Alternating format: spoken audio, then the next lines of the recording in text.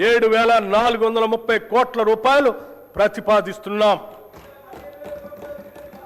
IT రంగంలో మనం సాధిస్తున్న అభివృద్ధి దేశానికే తలమానికంగా మారిందనటంలో సందేహం లేదు.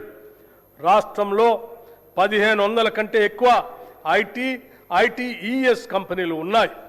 తెలంగాణ ప్రభుత్వం ఐటీ రంగంలో వృద్ధిని సాధించడానికి, పెట్టుబడులు ఆకర్షించడానికి, ఉపాధి కల్పన కోసం 1వ 2వ ఐసిటి విధానాలను ప్రారంభించింది. వీటితో పాటు ఎలక్ట్రానిక్స్ పాలసీ, ఇమేజ్ పాలసీ వంటి వాటిని కూడా ప్రభుత్వం తీసుకువస్తుంది. రాష్ట్ర ఐటీ ఎగుమతులు 3.13 లక్షల కోట్లకు చేరుకొని 9.39 లక్షల మందికి పైగా ఉపాధి అవకాశాలు కల్పిస్తున్నాయి. భారతదేశంలోని మొత్తం గ్లోబల్ క్యాపబిలిటీ సెంటర్లలో సుమారు 20% హైదరాబాద్లోనే ఉన్నాయి.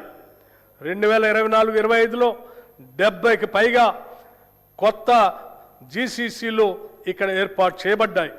ప్రపంచ టెక్ దిగ్గజం గూగుల్ కంపెనీ హైదరాబాద్లో గూగుల్ సేఫ్టీ ఇంజనీరింగ్ సెంటర్ని ఏర్పాటు చేసింది.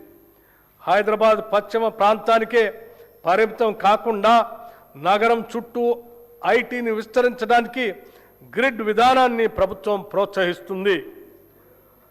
ప్రస్తుతం ప్రభుత్వ కార్యాలయాల్లో ప్రైవేటు సంస్థల ద్వారా వాడుతున్న ఇంటర్నెట్కు చేస్తున్న ఖర్చును తగ్గించి ప్రభుత్వ సంస్థ అయిన T-Fiber ద్వారా సురక్షితమైన హై స్పీడ్ ఇంటర్నెట్ ఇవ్వాలనే ఉద్దేశంతో 424 మండలాల్లోని 8,888 గ్రామ పంచాయతీలకు 4,800 ప్రభుత్వ సంస్థలకు ఫైబర్ అనుసంధానత కల్పించబడింది.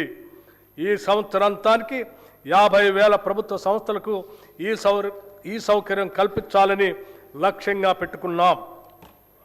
ఈ బడ్జెట్లో ఐటీ శాఖకు 875 కోట్ల రూపాయలు ప్రతిపాదిస్తున్నాం.